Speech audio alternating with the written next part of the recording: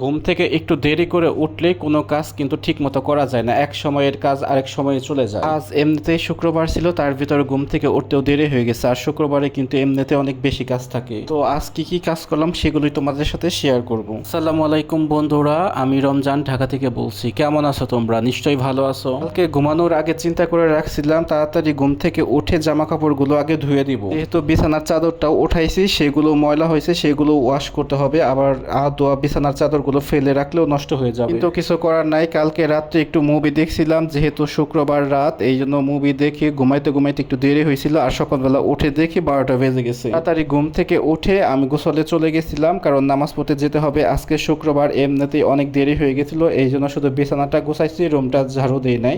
চিন্তা করছি নামাজ থেকে এসে তারপর রুমটা ঝাড়ু দিব। সকালবেলা ঘুম থেকে উঠে যদি রুমটা ঝাড়ু না দেওয়া হয় তাহলে ওই রুম পাড়িতে কিন্তু কেমন জানি লাগে। অভ্যাসটা আমার আম্মার কাছ থেকে হয়েছে। আগে যখন বাড়িতে ছিলাম ওই সময় রুম লক করে ঘুমাইতাম, আর ঘুম থেকে উঠতে যদি দেরি হইতো আম্মা তো রুম ঝাড়ু দিতে পারতো না। আমি যখন ঘুম থেকে উঠতাম আম্মা সবার আগে আমার হাতে ঝাড়ু ধরিয়ে দেওয়া বলতো, রুমটা এখন ঝাড়ু দে। আমি তোকে কতবার বলছি ডোরটা লক করিস না, সকালবেলা ঝাড়ু দিতে পারি না তোর রুমটা। আর এইরকম করে দেখা যাইতেছে আমার রুমটা কিন্তু সকালবেলা যে ঝাড়ু দিতে হয় সেটা কিন্তু সবসময় আমিই দিতাম। অভ্যাসটা রয়ে গেছে, আমি সকালবেলা উঠে আগে বিছানা টিছানা গোছানোর পরে আগে রুমটা ঝাড়ু দিই। যাই হোক, আজকে তো রান্নার চিন্তা নাই। দুপুরবেলা কালকে রান্না করছিলাম, সেগুলোই ফ্রিজে আছে, আর দুপুরবেলা আমাদের দুইজনের জন্য হয়ে যাবে। বন্ধুরা, তোমাদের একটা কথা বলি, তোমরা কিন্তু অনেকেই সম্পূর্ণ ভিডিওটা দেখো না। আমরা কিন্তু এমনি নতুন ইউজার, তার ভেতরে তোমরা যদি ভিডিওটা সম্পূর্ণ না দেখেই কমেন্ট করো তাহলে কিন্তু ভালো লাগে না, আমরা কিন্তু অনুৎসাহী হয়ে যাই। এই প্ল্যাটফর্মে কাজ করতে হলে অবশ্যই একে অপরকে সহযোগিতা করতে হবে। আপনার যদি আমার ভিডিও দেখার ইচ্ছা নাই হয় তাহলে দয়া করে ক্লিক করবেন না, কিন্তু যদি ক্লিক একবার করে ফেলেন তাহলে অবশ্যই কষ্ট করে একটু ভিডিওটা দেখবেন। আমিও কিন্তু সেম এইভাবেই কাজ করি। আমার যদি কারো ভিডিও দেখতে ইচ্ছে না করে তাহলে ওইটা আমি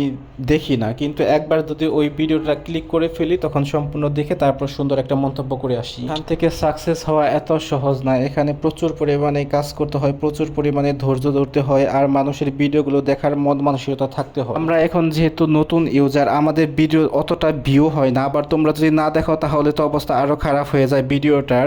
আর আমরা নতুন ইউজার, আমাদের কিন্তু একটা ভিডিও বানাইতে অনেক কষ্ট হয়। যারা লং ভিডিও নিয়ে কাজ করে তারাই জানে, সারাদিনের ছোটো ছোটো ক্লিপ নিয়ে ভিডিও বানাতে হয়, আবার সেগুলো কষ্ট করে এডিট করতে হয়। এডিট করতে কিন্তু প্রচুর পরিমাণে ঝামেলা, সেগুলো ভয়েস দিতে হয়, অনেক পরিশ্রম করতে হয়। আর এত পরিশ্রমের পরে যদি তোমরা ভিডিওটা ক্লিক করে আর দেখো না তাহলে কিন্তু খুব খারাপ লাগে। যাই হোক, এই প্ল্যাটফর্মে সাকসেস হতে গেলে অবশ্যই একে অপরকে সহযোগিতা করতে হবে, এই কথাটা মাথায় রাখবেন। আমারও মাথায় রাখতে হবে, আপনারও মাথায় রাখতে হবে, এখান থেকে সাকসেস হতে হলে।